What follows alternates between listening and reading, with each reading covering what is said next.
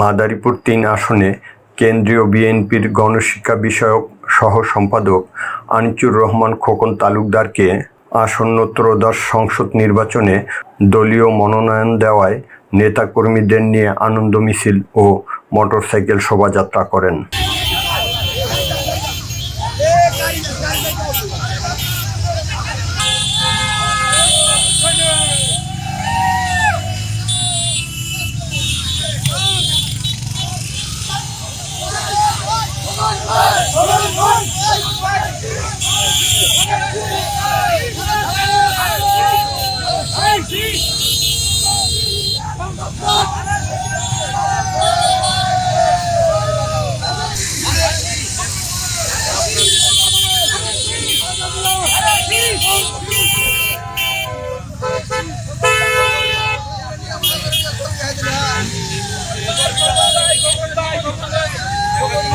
Motorcycle শোভাযাত্রা শেষে নেতাকর্মীদের মাঝে ধানের শীষ প্রতীকে ভোট চেয়ে বক্তব্য রাখেন তিনি। তার বক্তব্যে বলেন, যেখানে আমাদের রাজনীতির ছোঁয়া আছে, আমরা মনে করি সেটি থাকবে পবিত্র।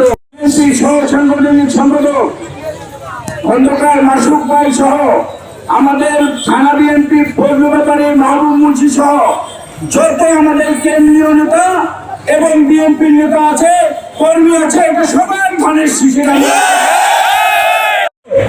মানুষকে ভালোবাসে, মানুষের ভালোবাসে আমরা এখানে ধানের শীষে নিয়ে বলছিলাম।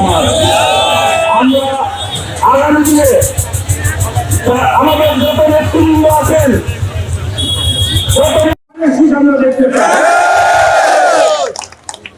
আমাদের যে নেতৃবৃন্দ 17 বছর যুদ্ধ করে গেছেন, জেলা বিএনপি